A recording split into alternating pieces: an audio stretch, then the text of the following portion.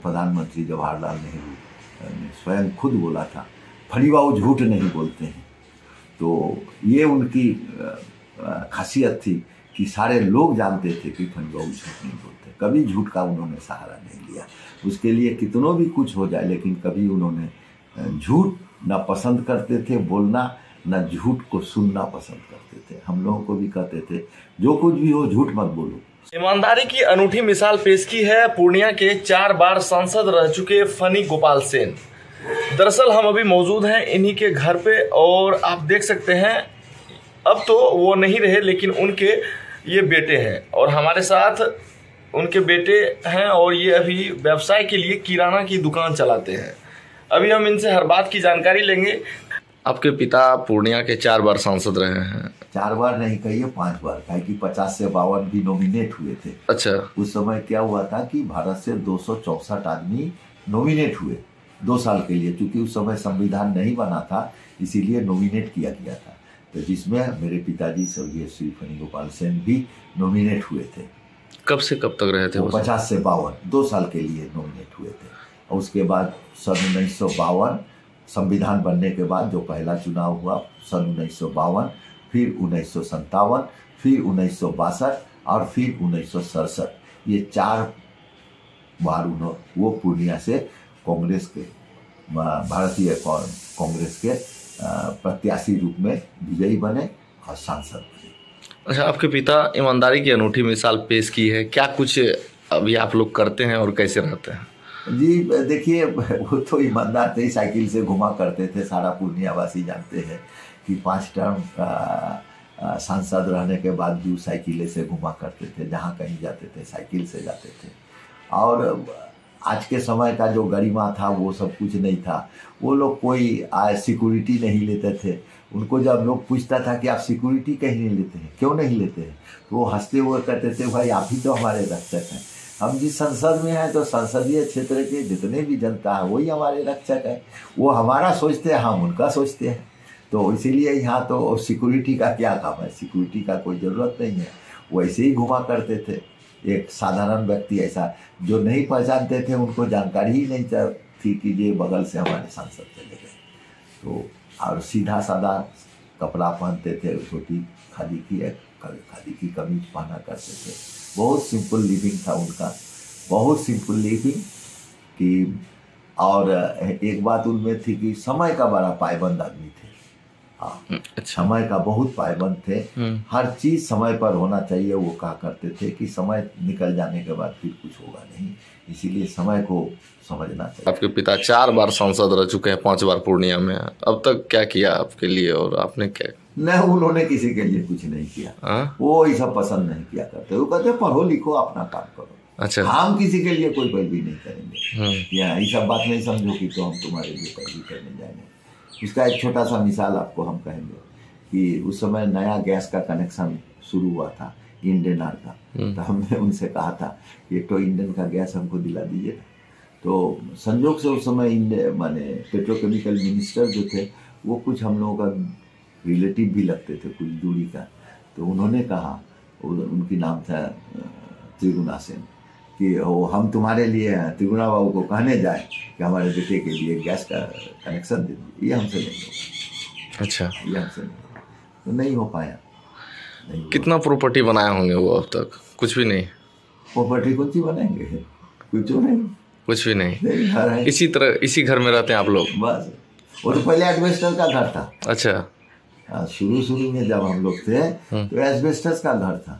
तो बाद में वो एस्बेस्टस का घर हम लोगों ने, पिताजी भी यार हम लोग भी जब 2 पैसा रोजगार किए तो आस्ते आस्ते पहले 1 महला बना, फिर 2 महला तो हम लोग बनाए। हम सब। आप किराने की दुकान चलाते हैं? स्टेशनरी। हाँ, स्टेशनरी। कितने दिन से चला रहे होंगे? बहुत दिन से। वो 1900 रखिए ना कि 71-72 से। 71-72 से ही चला रहे हैं? हाँ। अब तक? हाँ।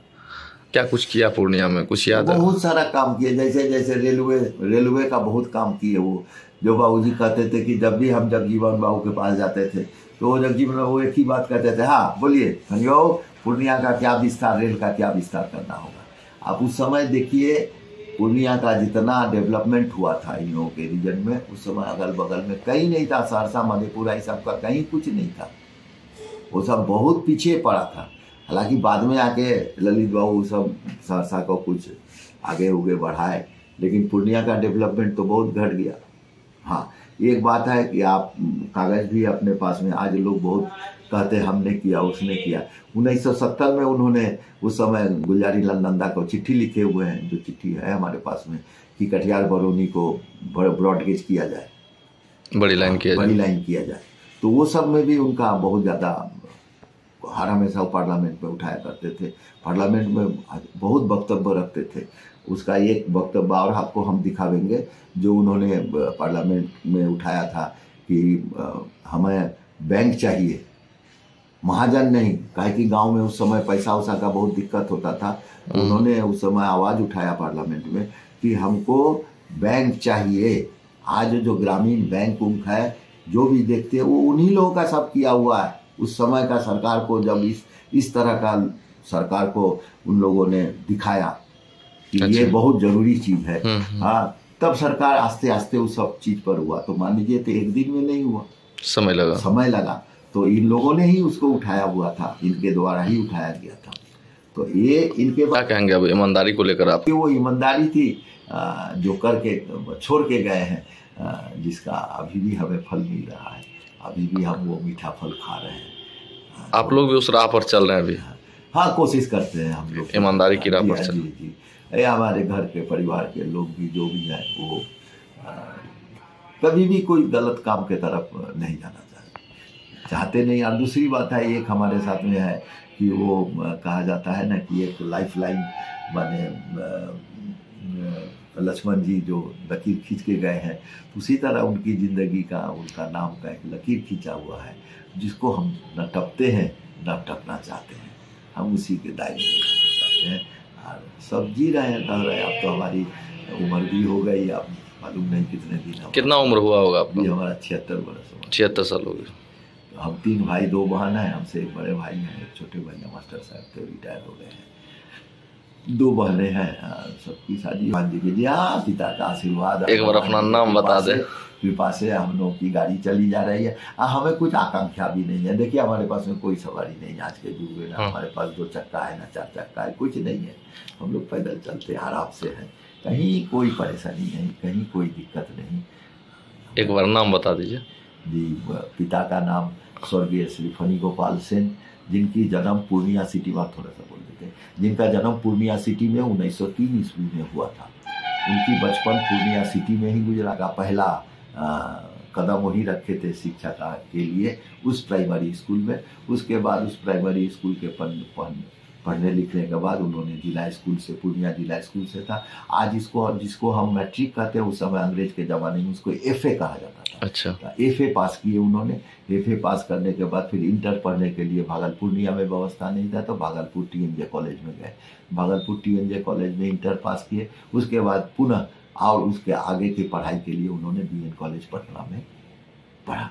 BN कॉलेज पटना में पढ़ने के बाद 1912 लगभग 23 या 24 में उन्होंने भारतीय कांग्रेस में ज्वाइन किया। और उनका पहला इंक्रीजमेंट, पहला जेल हुआ 1927 में।